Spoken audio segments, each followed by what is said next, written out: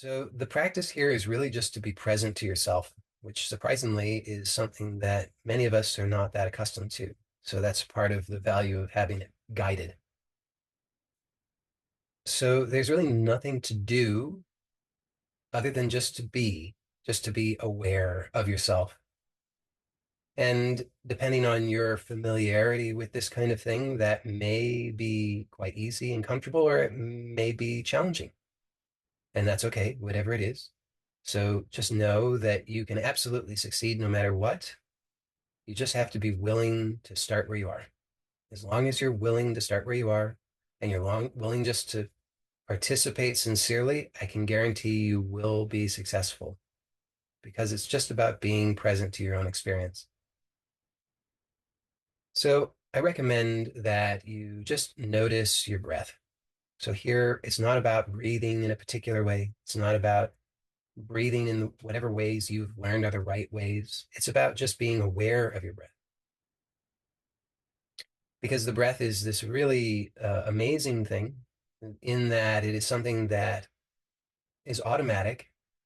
It's gifted to us by nature, and yet we have the ability to quite easily take conscious control of it or even unconscious control of it. And in this process, in this exploration, what I'm inviting you to is to start to allow the breath to occur as it is gifted to you. So just be aware of it and just notice that you can be aware of it without controlling it. And for many people, that's challenging at first. So whatever your experience is absolutely okay. If at any point you find that uh, this is uncomfortable for you, you're welcome to open the eyes at any time. It should not become stressful for you. So just remember that you can regulate your experience, take good care of yourself. But here it's just about being aware and allowing. So the breath is just gifted to you. If you allow it, it just happens. If you don't force it, it just happens. You can trust in it. At the end of each inhalation, there'll be some pause, and then there'll be an exhalation. And at the end of each exhalation, there'll be a pause, and then there'll be an inhalation. And the duration of the pause and the duration of the inhalation and the duration of the exhalation, all of that will vary. There's no one right answer. Just allow it to happen and be very aware of it, just curious, mindful, noticing. Sometimes the breath can become subtle. And if that happens, that's okay. And if it doesn't happen, that's okay as well. I'm mentioning it just because if it does happen, then it's okay. Just relax and allow. Sometimes it can become so subtle that it's not even clear that breathing is happening at all. And if that happens, it's okay. And if it doesn't happen, that's also okay. There's not one right experience to be had. It's just about allowing what happens.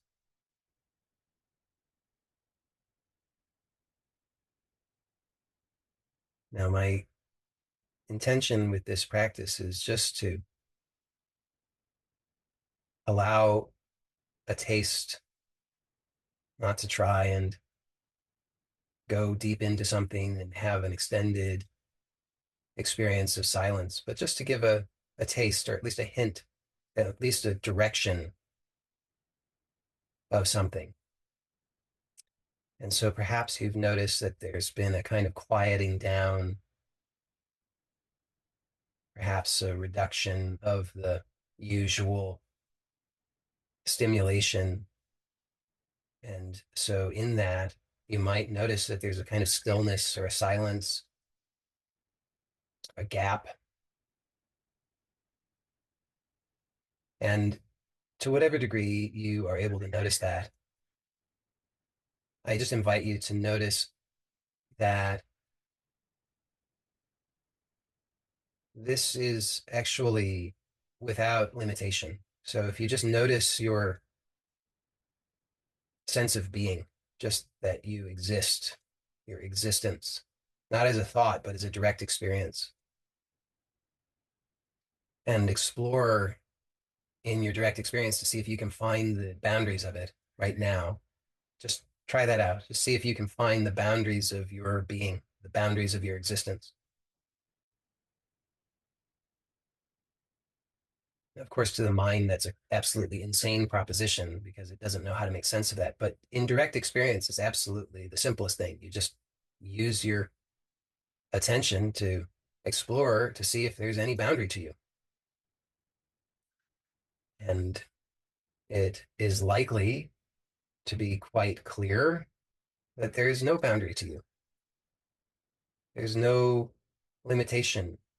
There's no boundary. There's no border of any kind to your fundamental existence, to your fundamental being, which is the most essential quality of yourself. Now, as I said, my aim here is just to offer a taste, not a tremendously deep experience, but just a taste.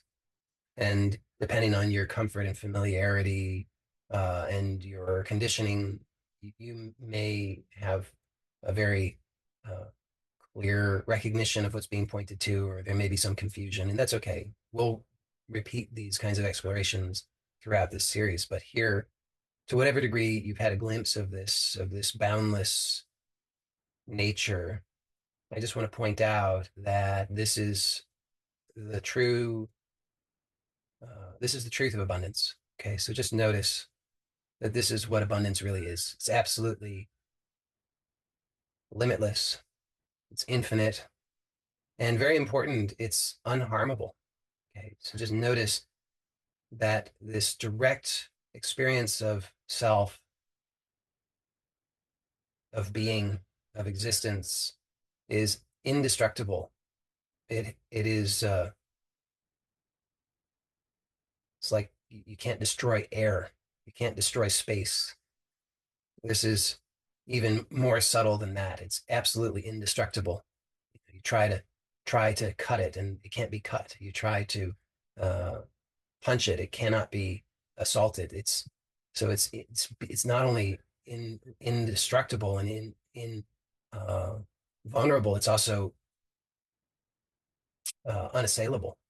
Okay, so hopefully you can have some sense of that, some direct perception of that, and notice that this is really truly the real essence of abundance. This is the source and substance of true abundance. It's infinite, invulnerable, completely secure, limitless, and it's here at the root of you. It's the truth of you. It's who you are at the most basic level. When all other things fall away, when the ideas and the thoughts of who you are fall away, this is what remains, is this unassailable, limitless purity of absolute abundance. So this is the truth of abundance, and it's who you really are. And hopefully you've had a glimpse of this for yourself directly.